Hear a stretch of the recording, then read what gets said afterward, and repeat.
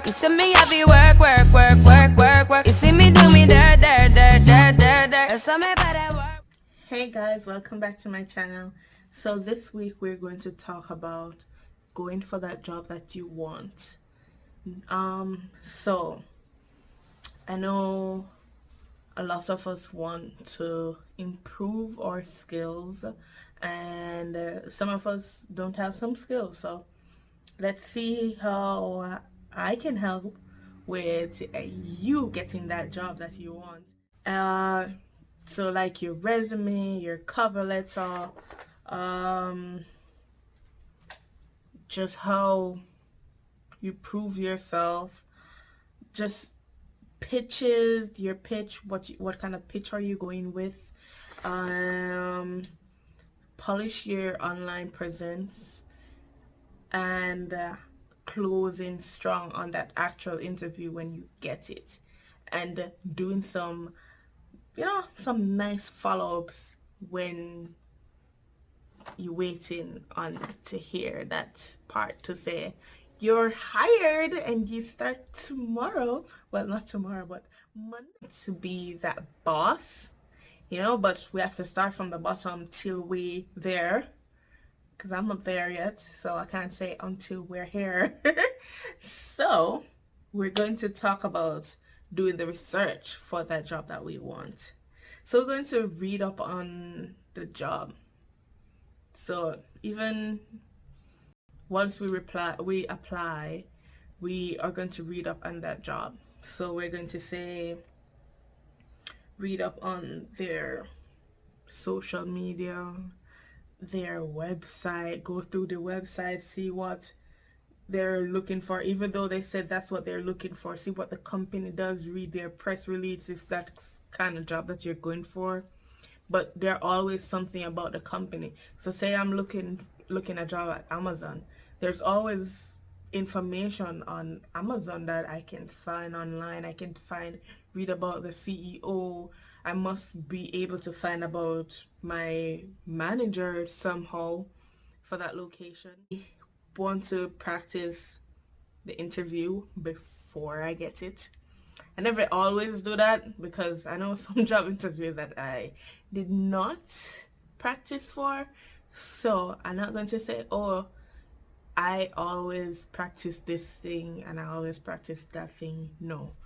It's something that you get over time, and like after rejection, or even after you get the job, but sometimes it's just still something that you still have to read up, because even after you get the job, you still have to read up about the company. Conduct informal interviews. This is like practice. So you can use your friends, your family, somebody that's in the same field with you. If you know somebody from the company that you're applying for, just use your circle to do that base interview, because people are going to ask you different questions about like just drill you different ways so that you can pass this interview, like get this job. Create a memorable cover letter. This is your first impression, right? So make your first impression last, right? That's what they always say. First impression last. So, meaning, if you never know what that means, that your first impression is what somebody always remember, for the most part. Because sometimes some people don't remember your face, your name. Well, it's your name. People always remember your face, even if you don't have that face. So, avoid long 2-page, 3-page cover letters. You don't need to write a 2-3 pager. Just write a few paragraphs and make sure they're straight to the point. Resume already, so you don't have to put it in your cover letter. And but make it an impactful statement. So make it impact them, that they say, oh, this person is a nice person for me to have in my company, or something of the sort. Or just put your personality in there so they can say, might have a good personality or something. So make your resume resonate. So on average, you resume have just 6 seconds to impress a recruiter.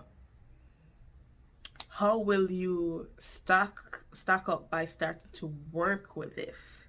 So just put targeting stuff, like assuming you're sending out multiple feelers of cases. Keep your language active and engaging, focused on your most relevant skills and accomplishments. Be ruthless. Tell them, give them everything that you can do. Don't just put all of your degrees and stuff. Put all of the things in where you don't have one degree in, or you don't have a degree in. Put everything in there. You know, it's going to show your professional life. So just make sure that your skills in Excel, Teams now, since everybody's at home, and Zoom, show them that you have. Prepare to write your resume that they'll understand and they'll like. Also prove you're well-rounded. Some employers like to know that you have skills and you can do things that, you know, you're hands-on and stuff like that. They don't have to wait on your education to kick in to do some stuff. So your soft skills, such as motivations and your initiatives, could make you more make you a favorite. So just put all your soft skills and stuff in your resume, well, to prove to your employer that you are the person that they're looking for. So say you're looking for a teaching job. You may have a degree in English literature, but you have the skills of typing fast, and they're looking at the time, because you could be just graduating from college and you have your English lit degree, but right now the job that's available is an executive assistant, and you had done some event planning in the past, and they want a background of event planning, and you type fast, or you type how much words a minute, and just those simple stuff, and you have this English lit degree, and it push you up in the running because you have these different skills in your background. So it's good to have those skills. So take away your list, your education and informal. I don't know what's happening outside, but I'm sitting right here and it's just sirens. It's COVID-19. Why are you outside? Anyways, work on your pitch. Interviews are insane, stressful. Them stressful, bad. Remember stressing for a phone interview. Like, phone interviews are stressful. And it should be easier because it's over the phone. You're not sitting down in front of the person or anything, but you still have to know information because they're going to ask you the same things that they'll ask you face to face.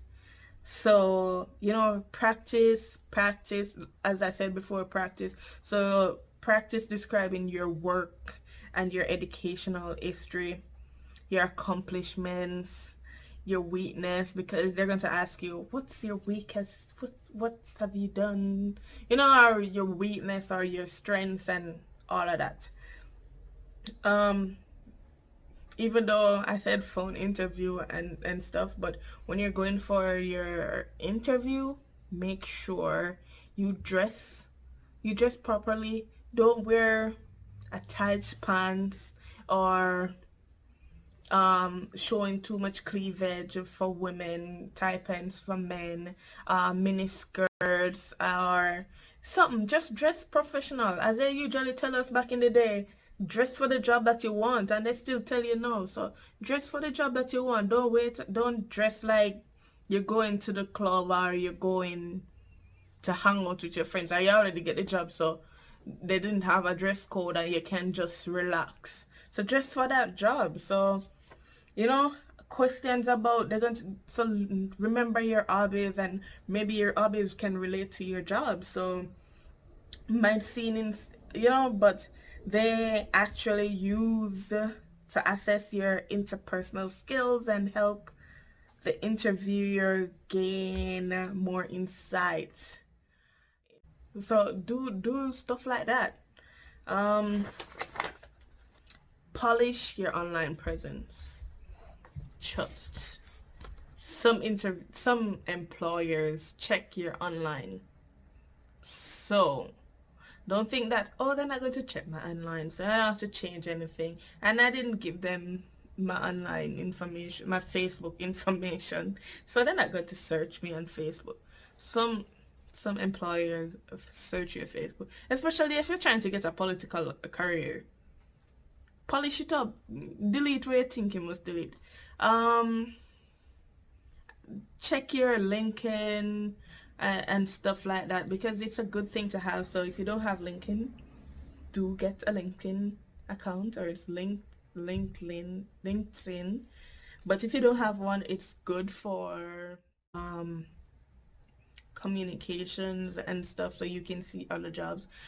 And that's a good way for persons to come to you, instead of you always finding them, so it's good to create that bond. Make sure that your LinkedIn is nice and put some nice industrial words in there. So make it poetic, make it profile nice.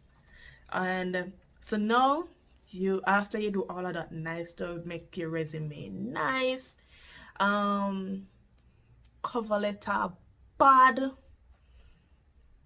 your Facebook and your LinkedIn nice and clean, and all of them nice stuff there, and you work on your pitch and stuff, so you get the interview now and the stressful day come. Make sure that you go and then you dress nice, go interview. So you do the interview and you nailed it. Make sure you end the same way you start. So make sure you end it powerful, because we know you're going there and shut up the place nice.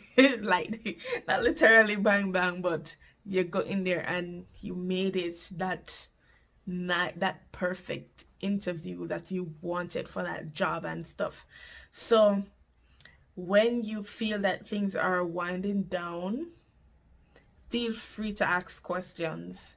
To ask the interviewers question whether you feel you're a good fit and what the next steps may be like. Bonus questions for asking if you can connect. If you cannot via LinkedIn, as I said, update your LinkedIn. Ask them if you can see the office, if it's an office job, if they'd like to give you a walk around. And trust me, when you're going for your interview, make sure you're nice to the people and receptionist, because sometimes you go in and you don't even pay the receptionist anymore, and just go in, and sometimes the receptionist is like right here and you're right here, and you don't even interact with them.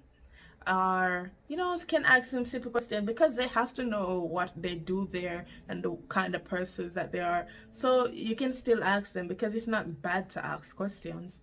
So you can ask them ask them, how is your day going so far?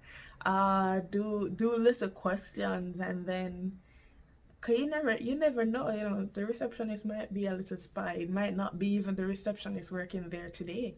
And Then after the interview, you ask if it's, you can let them, let them ask them if when is an appropriate time to like do follow up or something, or if you can.